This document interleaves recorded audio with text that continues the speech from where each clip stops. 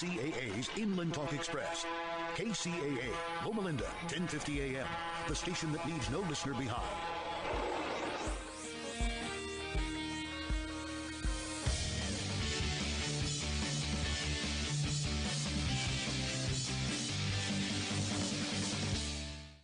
Good afternoon. Welcome to the KCAA Broadcasting Network radio show. I'm your host, Latoya Tillett, in conjunction with the Inland Empire Real Estate Investment Club and the Finest Women in Real Estate.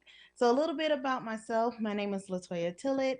I am the broker owner of Tillett Realty Group, and I'm also the CEO of Tax Plus Financial Services. So what I do is I help my clients put together portfolios that include not only commercial, residential, and multifamily properties, but also international properties as well, while maximizing their tax benefits. So it is tax season. So I hope you guys are getting prepared and getting ready for that, especially my business owners. I hope you have all your receipts and everything together, and don't stress your CPA or your tax person out this tax season. Have everything together. So without further ado, I would like to introduce my guest for today, actually. And so I want to thank her a lot for joining me at the last minute. Her name is Michelle Estrella. She is the branch manager for Guild Mortgage in the city of Wildomar. So welcome to the show, Michelle. Thank you. Awesome, awesome. So this is exciting. So I love to talk to lenders in the industry because, of course, as a broker and working as a sales agent for a number of years, been almost 18 years now. And the one thing that always boggles my mind, and I never seem to be able to master it before something changes, is the lending side. So hmm if you don't mind, we can kind of talk a little bit about your history. What kind of brought you into the mortgage industry? Okay. That's interesting because I don't think I've met anybody who actually like dreamed of being a loan officer. Um, I don't, I haven't met anybody actually. So I never really thought ahead of time about being a loan officer. The way that I got into the business was that I was 19 Hmm. in 1984. So that you could do the math. Okay. Um, 1984, I was working for a courier service while I was going to school. Going to college, junior college, and I was working for a courier service who delivered um, packages, any paperwork having to do with contracts, loan docs, escrow paperwork. It was a title account, so we went to real estate offices, lender offices, escrow offices, title offices, and sometimes attorney's office.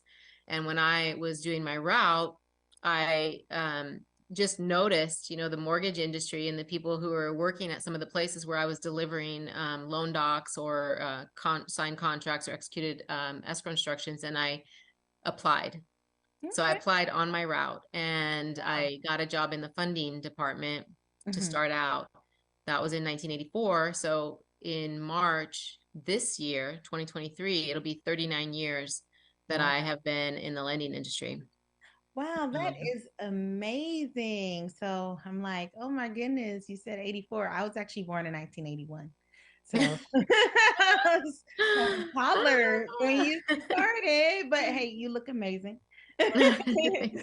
So hey, I wouldn't feel anything about it because I even kind of feel that way too. And I'm like, oh, I've been doing real estate. It'll be 18 years next month. And I'm like, wow, 18 years. Yeah. But yeah, Yeah, I can't yeah, even that's believe it, amazing.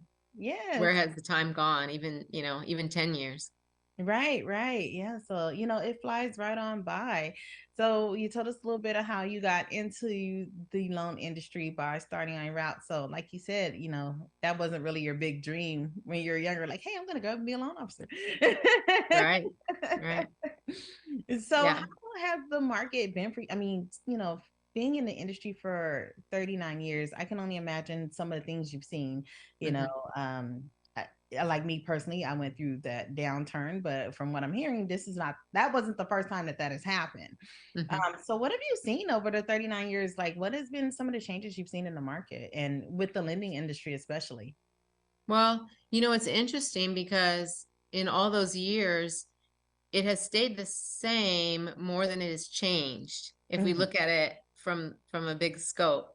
Okay. Um, back in the day, qualifying for a mortgage wasn't much different than it is today in the current market. Obviously, technology has made a difference. We didn't have FICO scores. We didn't have technology. I didn't even have email. Wow. Um, I know we had, computers, but most of the things that we reviewed were paper.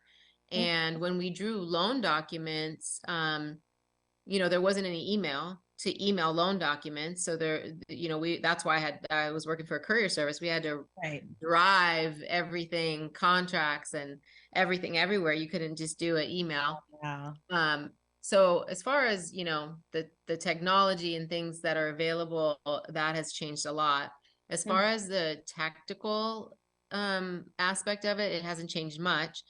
If you look at it over time, we did have different programs that change over time, but really the qualifying for a loan, it's Mhm. surprising how much it is still the same.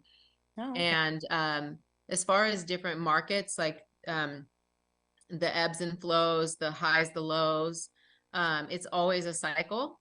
Mhm.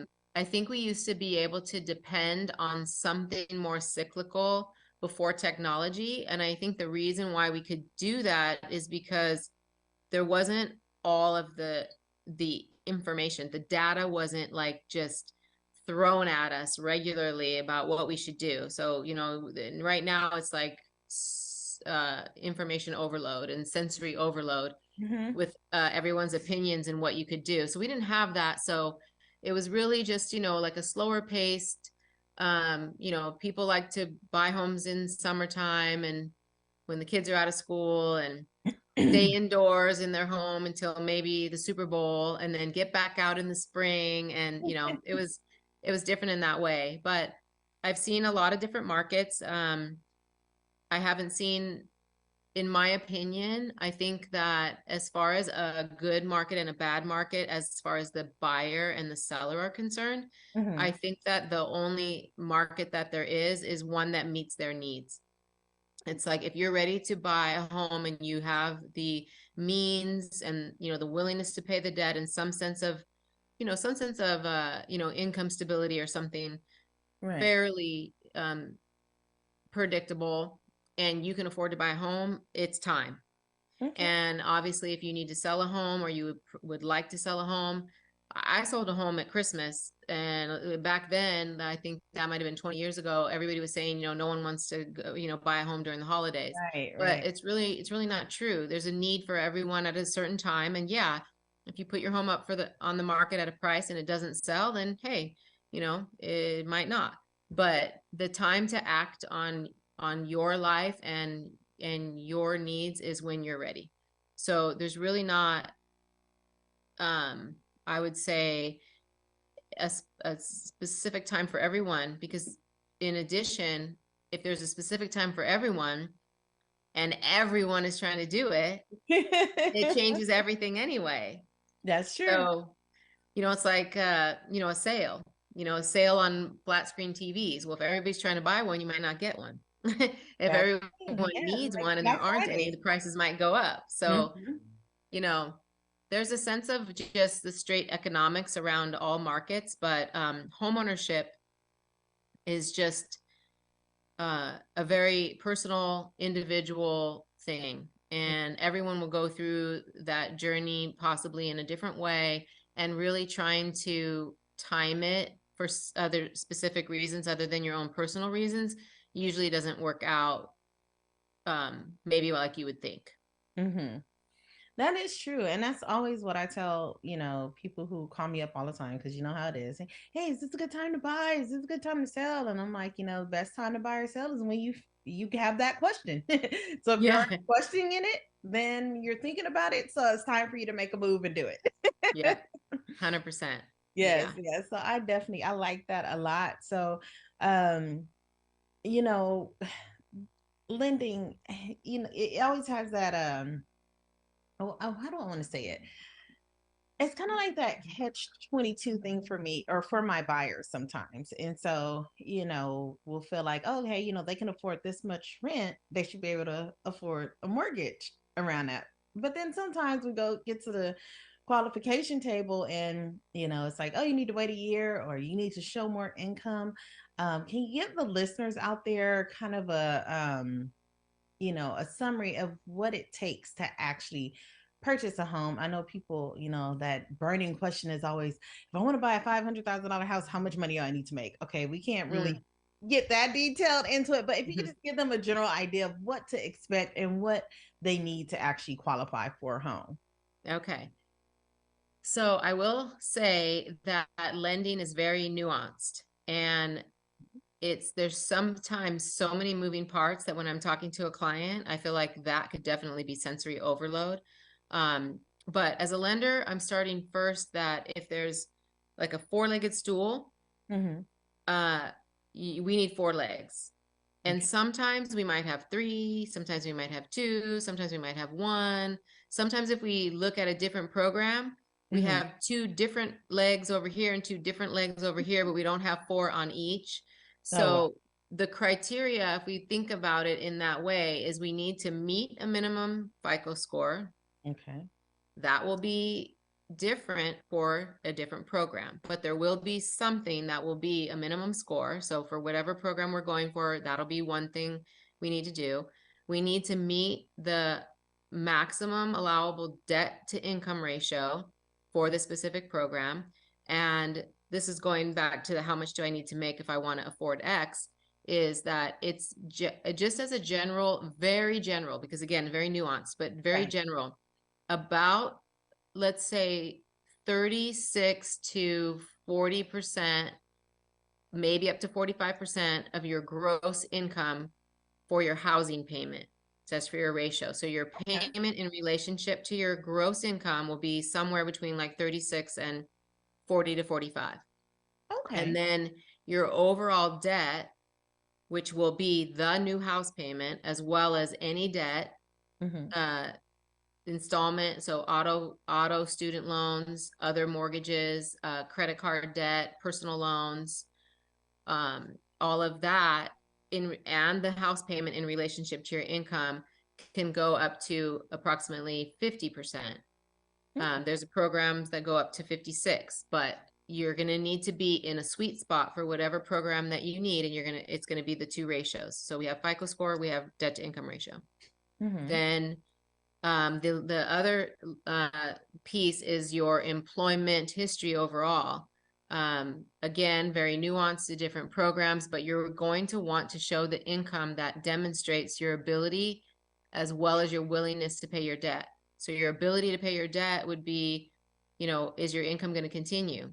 Are you relatively secure? Have you shown a past work history that demonstrates you would go forward with some type of a secure income? Okay. So those are the main things. And then if you're looking for like a special program, the last might be that you need to fit in with a certain amount of income. So there's an income eligibility and then there's an income qualifying, but the income eligibility might be something that you need for a specific program. Okay. All right. Awesome. That's amazing. So I'm happy to hear it broken down that way because I've dealt with lots of lenders and I haven't quite heard it broken down that way. So that helps me understand a little bit better, what to look for. And, I was actually taking notes here for myself while you were talking. So I'm like, okay, so I know these are the things, to tell people to kind of, watch out for or look out for. So with that being said, we're going to go ahead and take a quick commercial break. And then when we come back, we're going to, touch on lending for people like myself who are self-employed or like, if you're not on salary, how to get qualified if you're not a regular salaried employee. So we'll go ahead and take a break and we'll see you guys in about 2 minutes. Building Solid Foundations Radio. Are you a real estate investor looking for a new opportunity in one of the top tourist destinations in the world? Look no further. Welcome to Punta Cana. Perla Bahia is a private resort-style community in Punta Cana that consists of modern condos, custom villas, and various commercial amenities. So if you're interested in learning more or joining us on one of our monthly investment tours, don't hesitate to contact me today at 909-494-2280. Alrighty, so welcome back to the International Wealth Builders Association radio talk show. I'm your host, Latoya Tillett on KCAA Broadcasting Network, and I'm back with my special guest, Michelle Estrella. She is the branch manager of Guild Mortgage in the city of Wildomar. So before the break, we were just talking about, a little bit of her history of how she got into the lending industry, how she, has been there for 39 years. I definitely want to get more into that, like how, you gotta love it to do it for that long. Yeah. And then she also gave us some information, some really good information on what it takes to qualify for a mortgage for those of you who may be out there looking to purchase your first property or even your second property, because just because you bought a property before doesn't mean you always know or remember or care what the process was. Because I've had those clients too. I actually had a client come to me and I'm like, okay, remember last time we did this? And he's like, I don't care what I did last time. You go over this with me. And it's like, okay. Yeah. All right. Yes. So we had that good information come out just before the break. So now that we're back, I wanted to kind of touch on a subject that's near and dear to my heart because as a self-employed person and a business owner, I find it tougher for those types of clients or those types of people to get qualified for a traditional mortgage. So, Michelle, help me out. How can I get qualified for a mortgage without going to get a W-2 job? Okay. So obviously the challenge and the good and the bad of being self-employed, there's so many awesome things about being self-employed, but obviously one of the main goals that we might have as a self-employed person is to mitigate our tax exposure. And we also spend a lot of money to make money. So, there's a balance between what is revenue and then what is net income based on the fact that you do have advertising, you do have possibly employees to pay, you do have supplies, you do have office supplies, and you use your vehicle for your work, you use your home for your work, you use all you do like pull from all of that. And so what you pay for to earn a certain amount of money is the deductions that allow you to mitigate your tax exposure.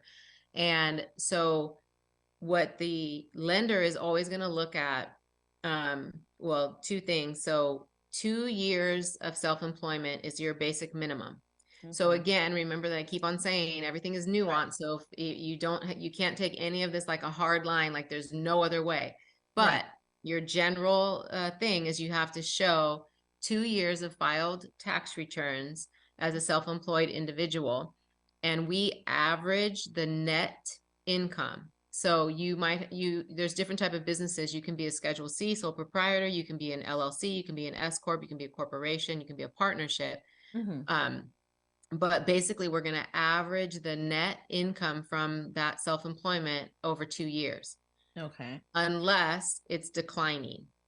If last year was great and this year is not, we're going to use this year. Okay. So we won't average declining income, but we will average other income for 2 years. We will add back certain paper losses, but if you basically reported to the IRS or the state that you only earned this amount of the actual revenue that you took in, we can only use that. Okay. So the best thing to do as a self-employed person in preparation for buying a home is to always talk to the tax preparer, and help people with this, to say, how can I mitigate my tax exposure as much as possible while also reporting the most income, and where is that balance? Okay. Okay. Let's face it, you only have to do it for the few years when you want to buy a house. So if in the next years, if you earn a lot more money and you have a lot more write-offs, then you can write off more. But while you're trying to buy a home, you might want to be conservative in how much you write off so that your net income is maximized as much as possible. And then we are going to ask to show that you did pay whatever taxes were owed. So if you file a tax return and you owed $5,000, we want to show the $5,000 paid, and then we use that income for those years. So that's basically for being self-employed, is this balance between mitigating your exposure to paying a lot of taxes and also showing as much positive income that you can as a self-employed person. Okay. Okay. Now you mentioned something about there's some things you can add back in, like kind of, if you can touch on what that is or what that means, like adding So back what we would do is we would take, so I'm thinking right now, line 30 of a Schedule C is basically the bottom line of your profit and loss on a Schedule C, because a Schedule C is called a profit and loss statement. Yes. That's your 1040 form. So we will take that number, but then we'll look at what else you wrote off. And one thing that we can add back is depletion and depreciation. Okay. So if you did take a $10,000 depreciation, we can add that to line number 30. If Okay. you have some depletion, we can add that. If you do have some amortization and casualty, we can add that back. Most people don't have that, but just if you did, we could add that back. We also can look at what you did on the second page of that Schedule C as far as business mileage. Okay. So if you wrote off like, 10,000 in mileage at whatever the current rate is, maybe $27 or something, we can put that part back to your income. So there's certain things on that schedule. On, the other tax returns that I mentioned, the S Corp, a partnership, and LLC, there might be different things, but it's always, the depreciation and depletion is the most common thing that we can add back. Okay. So. Okay. Well, that's very helpful. So keep that in mind. All my self-employed people out there, my business owners, keep in mind when you're looking to buy a house and you're thinking about it, it's going to be a little bit of a process. So you're going to have to take a year or 2 years, maybe 3 years of time where you're actually going to maybe have to not write off as much as you normally would, and just so you can get yourself in preparation to buy a home. So that is true. I know I do it too sometimes, but it's like I need to write off as much as possible because I don't want to have a big tax bill. But then the drawback is, you don't show enough income to purchase a home. So there you go. There you have it, folks. You got. And we do bank statement programs, so we can analyze your bank statements for deposits versus analyzing your tax return. But we are going to take into consideration still what you had to spend to make that money. So we're not just going to look at the deposits. We are going to look on, the whole bank statement and see if we can see where you maybe paid yourself or where you had to pay other people out and you had actual hard costs. It's going to be analyzed a little bit, but it's just not the same as maybe what your tax returns would look like.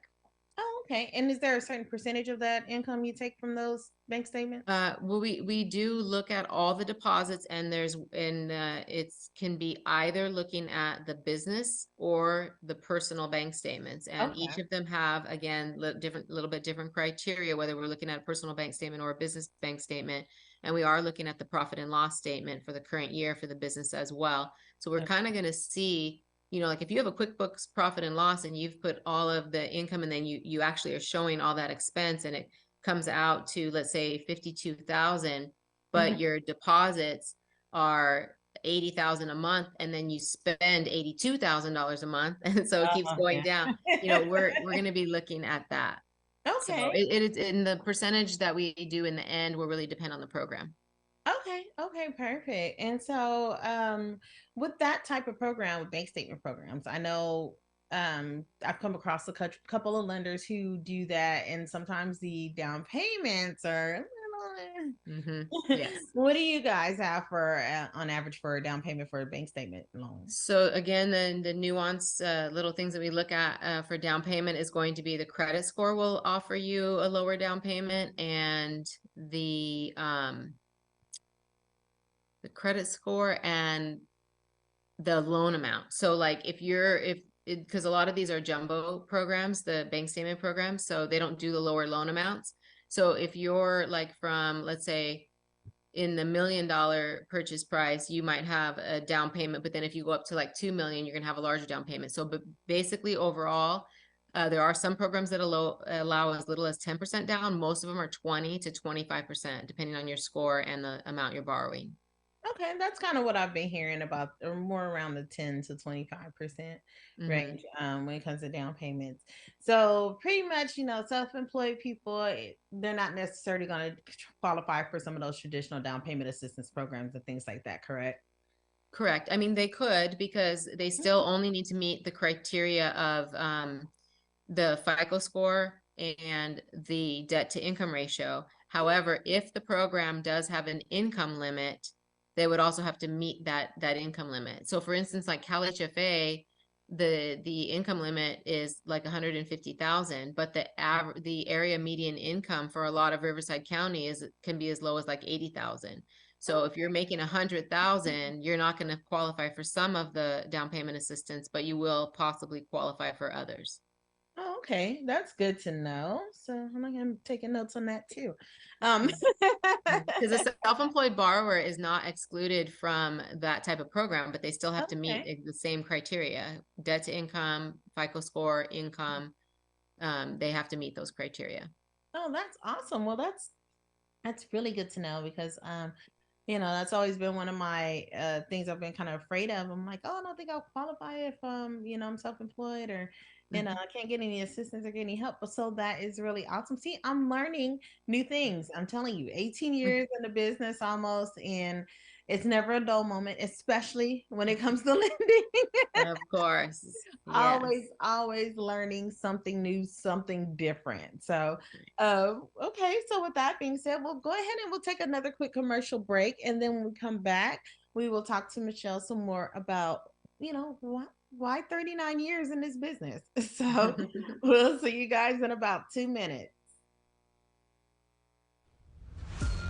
This is Steve Matley. Join me every Thursday at 3 p.m. right here on KCAA for Building Solid Foundations radio talk show. I spent decades as a professional construction manager, business owner, real estate developer, and a college educator, and I enjoy learning new things from other people. We talk a lot about real estate, business, and finance, but we cover a diverse range of other topics as well.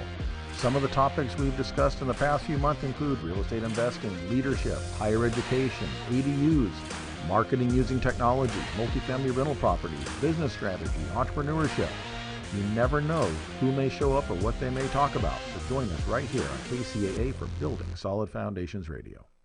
Are you a real estate investor looking for a new opportunity in one of the top tourist destinations in the world? Look no further. Welcome to Punta Cana. Perla Bahia is a private resort-style community in Punta Cana that consists of modern condos, custom villas, and various commercial amenities. So if you're interested in learning more or joining us on one of our monthly investment tours, don't hesitate to contact me today at 909-494-2280. All righty, welcome back to the International Wealth Builders Association radio talk show. I am your host, Latoya Tillett, and I'm here with my special guest today, Michelle Estrella of Guild Mortgage. She is the branch manager in Wildomar. So before we left, she gave us some really good information. I just found out that I still can't qualify for down payment assistance as a self-employed borrower. So I'm really excited about that. So I'm going to make sure I line things up over, take a look at last year and line things up for this upcoming year. Make sure, I can, come say, hey, Michelle, can you get me qualified? Exactly. She's been in this business, guys, for 39 years. Now you have to have some type of drive or something for it. Michelle, tell us, what's your secret? Like, what keeps you in this business for 39 years? Because I know some jobs I'm like, it's been 5 minutes, I'm out of here. Wow. I'm not sure that I ever have been asked that question, but obviously I love to help families to achieve home ownership. I love mentoring and coaching professionals within my industry. So I've had, many years of recruiting, training, growing, and retaining talent in this industry, anywhere from in the operations, from funders, processors, and loan officers. So I enjoy helping people make this a successful career.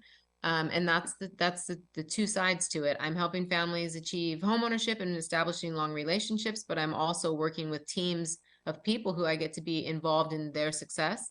So I think that is really what I love. I've built, great relationships all these years in this industry. It's a small industry when you think about it, Right, you will right. run into people, years down the road that are still in this industry. I think also I'm an incredibly tenacious and loyal person. So, Okay. when it gets tough, I'm actually, going at it in a different way. It's like, this is not going to beat me, I'm going to do this. So I think just that, commitment to something. Mm-hmm. I've stayed at most of my companies for a long time. I've been with Guild Mortgage for 12 of those 39 years. Okay. I did sell real estate. I've been licensed as a real estate agent since 1995, but just because of Okay. being a lender. But I did actually sell real estate from late 2008 to 2011. And because that's when the mortgage industry went through one of its biggest upheavals and Yes. disruptions. So I did, get the opportunity to have the perspective of the other side. So, you work a lot with lenders, so you'll learn and you understand or, take in and absorb certain things about lending, even if you're not 100% focused on that part of it, because you let someone else, do that. But the same thing was with me as a lender. I was aware, I saw, purchase agreements all day long, and I, Mm-hmm. had to read them from my perspective, but it did give me an opportunity to have the other vision, the other perspective, to know my role within a bigger picture. Okay. But ultimately lending was something more for me. So I did return to lending after those 2 years. So I've never done anything else since I was 19. So that's like another thing. It's like That's just what I know. Yes, that's amazing. So, and that's what makes you an expert in your field because, that's the one thing that you do. That's what you focus on. You're not trying to do like 100 things, I'm doing loans today and, doing hair tomorrow, those kind of things. Yeah. So, you've solidified yourself in the industry as an expert. It's one of the things that kind of helps you focus throughout the day because I know you guys get overwhelmed. So, Mhm. not only do you have files piling up on top of you, you got deadlines to meet almost every day. Then you got those pesky realtors calling you, want to know what's going on with my client's loan. Yeah. So how Yes. do you stay focused to get everything done? Well, at times it is really difficult, but I've learned to like strengthen my mindset. Mm-hmm. And at times, it fails, and times, it gets rough and you have a meltdown. um, but okay, I've really learned that communication is really key. So when you are like overwhelmed and a lot is happening and the realtors need information, you just have to stay focused on the fact that of their role in this, their stress in this, their need for you to communicate and to perform. And I'm sure that you've noticed that sometimes when things get tough for loan officers, they go MIA. Mm-hmm. Well, that is unacceptable. Yes. So, one of my loan officers that I worked with for a long time, she used to say, when it's tough is when we have to over communicate. Mm, So I okay. really try, even though there's times when a realtor wants some information and I don't have any, and I'm like, really, if you could let me get the information, then I could share it with you. But you just have to understand that the gap is going to get filled in somehow, and it's going to get filled in with fear and distrust and all of the negative things. So you need to be calling and filling in the story. You need to not let people, make up stories like how everything's going bad or how I've Right. dropped the ball or whatnot. So I want to be able to tell you the story instead of you making up the story, even if it's bad news. Um, Communication is highly important. So that has to be number one. Even if something's going to take longer, that has to be number one. Right. I think I have an advantage. You know how they say somebody becomes an expert if you have like 10,000 hours or something in something?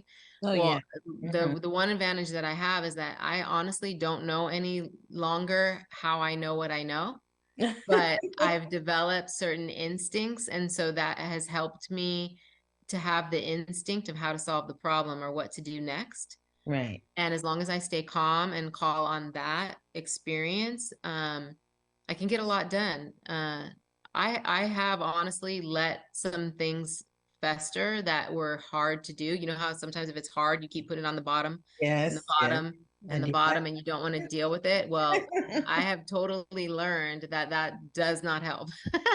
No, it doesn't. You might as well face it head on. Face it head on. And I'm human though. So I've put things on the bottom of the pile and let them become bigger than they needed to become. But, you know, as long as I can remember this most of the time is, you know, eat the largest toad first or whatever that saying is, you know? Then I'm going to, you know, serve my borrowers and my realtor clients and my builders or whomever, sellers even, I'm going to serve them better if I just remember how that looks to them and what their stress is about not having an answer and not knowing that, you know, what's going on. And so sometimes it's bad news. Yeah. Deals mostly today fall apart from some level of incompetence, unfortunately, but in the end, if a deal's not going to go, it's not going to go. Yeah. Yeah. You can try to force it as much as possible. And sometimes it's just not meant. It's not going to go. Yeah. So hopefully it's not from, you know, mistakes or unknown information, but sometimes it's just life and,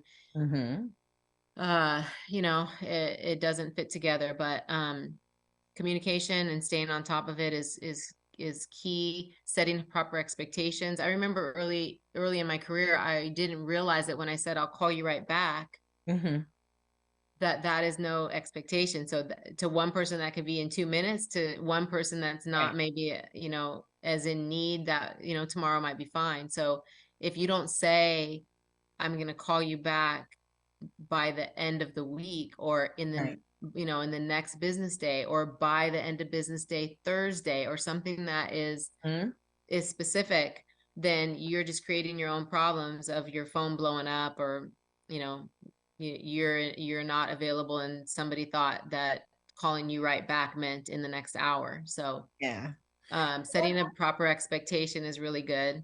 Yes. I noticed when I started doing that some years back, I read a book. The story is about a loan officer. And it's like, oh my goodness, is it 7? So I read that book and it was really good. And what I learned, the key thing I took away from the book and that I actually incorporated into my life was putting a callback time on my voicemail.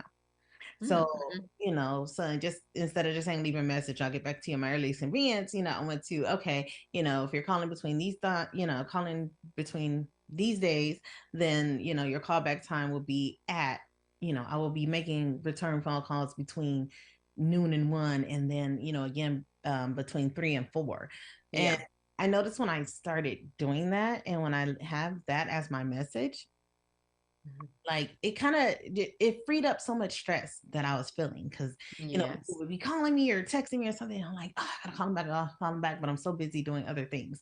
And I gotta call them back off.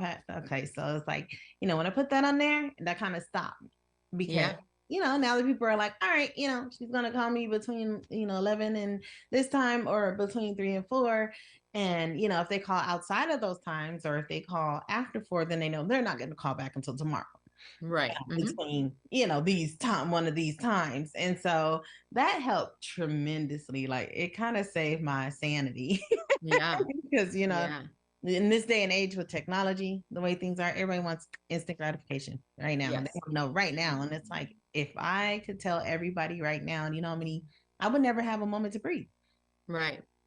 So and you also can't call 10 people in the same minute. Exactly. And it's like, come on, guys, we gotta kind of slow down. And I do notice that with my tax clients too. And it's so funny. Like they've already started calling. Nobody has anything. Nobody's ready to go. And I'm like, all right, you guys, you know, I'll get back to you. You know, let me know when you have your stuff. I'm kind of that kind of person. It's like, when you have your stuff, call me. So just for you guys out there, if you have a tax preparer, don't drive them crazy if you don't have anything together right now, because there's really nothing we could tell you or do for you. And Yeah. so, yeah, so But communication is like it is important, and our commitment to setting the right expectation is right. equally important. I don't record a new message every day, but I do have one of my fellow loan officers that records a message every day. So she Oh, will wow. say she'll say the date, she'll say when she's in appointments, when she's free, and when she's, expected, checking her messages 3 times a Right. day or 2 times or whatever her setting expectation. She records a new message every day. Okay. I don't do that currently, Right. but I do try to, whatever I say I'm going to do when I have the conversation is you have to make sure you do it. Yeah, exactly. And that, that definitely helps keep you on track and keeps you focused and, everything like that. Like, I love learning about like time management. Like it took me a little while to get the grasp of it and everything. So I didn't feel like I was all over the place. And the shocking thing is like when I actually block off time, I just tried it. And I said, okay, I'm gonna try it, some years ago. And I'm like, I'm gonna try this time blocking thing. Mm-hmm. But I noticed when I actually time blocked, I ended up having more time than if I just woke up and tried to wing it all day. True. Yes. So yeah, Yes. I think it's really good, especially in an industry like this where, even though you're your own boss, you kind of went from maybe having 1 or 2 bosses in corporate America to having, however many clients there are, because those are now your bosses. Because you gotta, Mm-hmm. you gotta answer to them, you gotta work with them, you have to, you got to be there for them. So now you've created more bosses, but there's still a way to kind of reel it in and still get more time for yourself and stay on top of your commitments. Like you said, if communication is everything, and then if you're committing to a certain type of communication with your client, you have to do it, because then that's your reputation, and then that's what's going to get you referrals. So Right. Exactly. awesome, Yes. awesome. And Well, and that's one of my big things is efficiencies create freedom. right. And time blocking is an efficiency. Like I could know what I have to do all day, and I could either do it now or I can waste time and do it at 5. But if I did it now, I could be done at 2, and then I could have more freedom. Mm-hmm. So I think, now is always the opportune time, and, setting the expectation and creating efficiencies for yourself to not get distracted or waste time is going to be great for everyone. And you're going to get the freedom that you need in your career, your life, the balance and everything. Exactly. So with that being said, you guys have learned some really helpful tips. So if you're out there and you're having some of these struggles that I'll just speak for me, I used to have some years ago before I started incorporating some of these tools and tricks. I'm not perfect. I fall off sometimes, but for the most part, I notice when I do them, my life is much easier and less stressful. So if you're listening out there and you're in the business world and you're feeling overwhelmed, just try incorporating some small things and take baby steps. It's okay. You don't have to do everything at one time, because then you get overwhelmed and you won't do anything. Mm-hmm. Yes. So take the baby steps, start blocking off little chunks of time, throughout your day. Just start small, and it definitely will get you a lot further in life. So with that being said, we're going to go ahead and go to our final commercial break. And when we come back, we'll talk to Michelle about what she sees going forward in the future of the real estate market and the loan industry, and also, what's up next for her. All right. So we'll see you guys in about 2 minutes.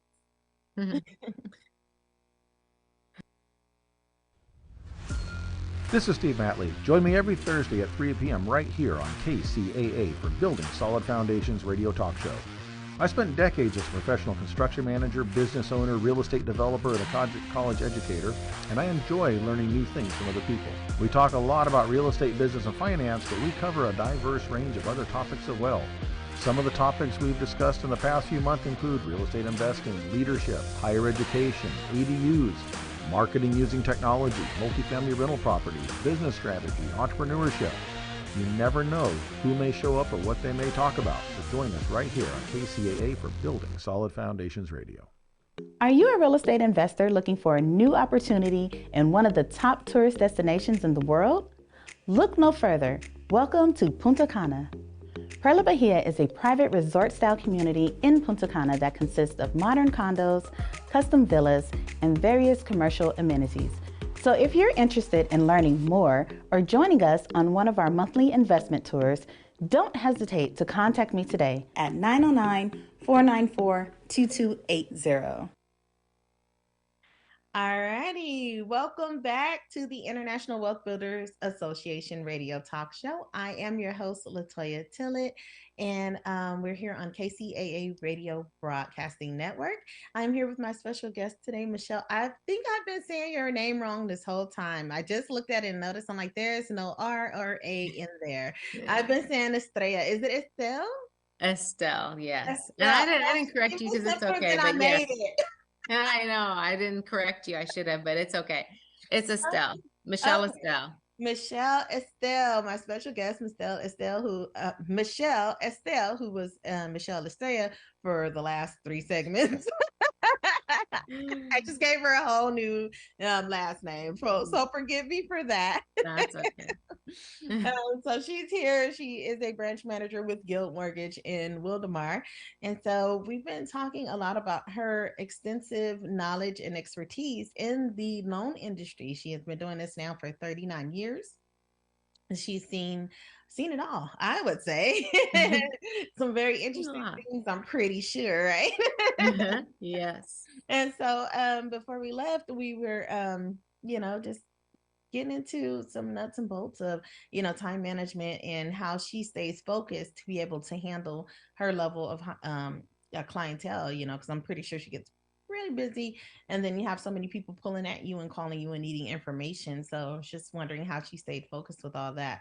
During the break, we actually were doing a little chatting, and I found out that for loan officers, they have to do continuing education every single year and also pay and reapply for their licenses every year. So, Michelle, you want to tell those future loan officers what they can expect if, they're out there, they're listening to you and they say, hey, I want to do it. Michelle's doing, I want to get into the industry. Just give them a little insight. Yeah. So I can compare it to the realtor because maybe there'll be real estate agents listening too. So what's different about our MLO license is that everybody renews at the same time. Oh. So it doesn't actually matter when you got it.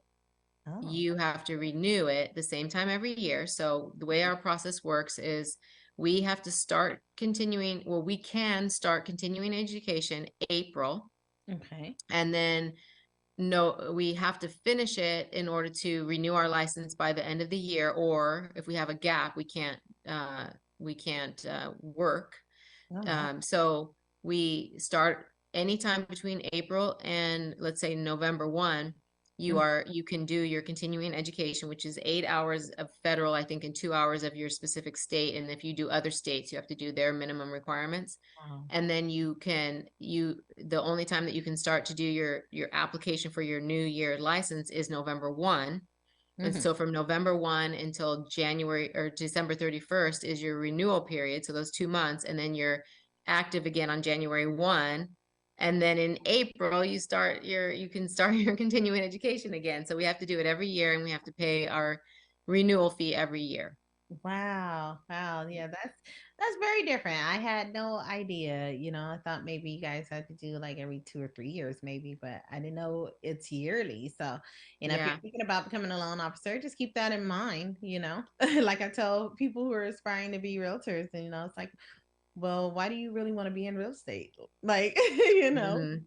What's the attraction? And, just letting them know sometimes there's investments. I mean, with any business, you have to invest in yourself. Yeah. Your education. So if you're not prepared or you're, not that kind of person, it may not be the field for you to go into, because you're definitely going to have to make some annual and quarterly, sometimes investments or monthly investments into your business and into yourself. So yeah, definitely. That's that blows my mind. Yeah, because like real estate agents, if you got your real estate license in May, then you renew by May in year 4 and so on. But for everyone, so you don't want to get your license before November 1 if you're a loan officer, because actually if you did it before November 1, you still have to do it on November 1 for the next year. They don't give you any grace. You have to do it. So most people who are getting their prerequisite work done to be a loan officer would just wait and not get their first license until after November 1, so that it'll count for that other year. And then it's, there's Wow. no staggered renewal for any of us. We all have to renew the same time. Wow. See, yeah, you learn something new every day. I've been Mm. in this for 18 years and I'm still learning new stuff. Yeah. This is why I love this show and bringing on different guests and getting to know different parts from other parts of the industry that I'm actually not in or, haven't been able to really figure out. So this has been so helpful, so amazing. Thank you so much. Yeah.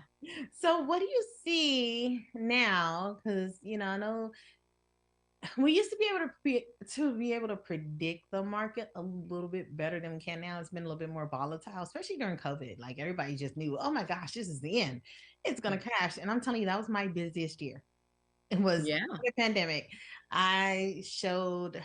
I don't even want to talk about how many houses I showed, but I'm like showing houses. I got listings. I'm like, I got sellers wanting to sell. I got buyers wanting to buy. It was just booming. And like you said, you sold at Christmas time. I was closing homes. I actually wrote a contract on Thanksgiving. Well, in the middle of me cooking my Thanksgiving dinner, I sat out and wrote a contract for a buyer because they just had to have that house. I had a listing closed, I think, in like November.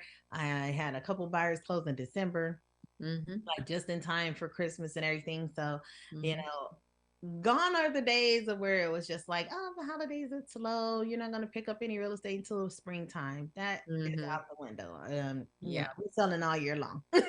Right, exactly. Well, unfortunately, I would love to keep talking to you much longer, but our time on the show has come to an end. So before we go, please tell the people where they can reach out to you if they're looking for, if they're looking to get a home loan. So go ahead and give them your information. So you've said it a couple times now, but I'm with Guild Mortgage, and my branch is in Wildemar.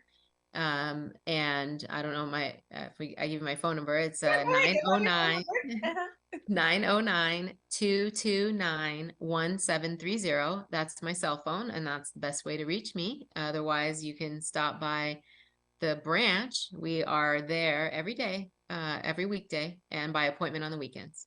All right, awesome. I'd like to thank my special guest, Michelle Estelle, once again for joining me and being on the show today. If you have any questions or need any information regarding your taxes or international real estate properties, you can reach out to me at 909-494-2280. Once again, that's 909-494-2280. Again, I'm your host, Latoya Tillett. Special guest today, Michelle Estelle of Guild Mortgage, branch manager. Thank you again, Michelle. And I hope you continue to have a prosperous new year and maybe we get to do some deals together. All right. Well, I appreciate it. Thank you so much. I enjoyed my time. Awesome. Thank you again. And we'll see you all next month.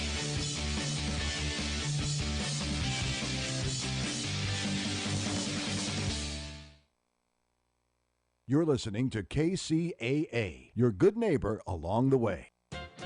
These days.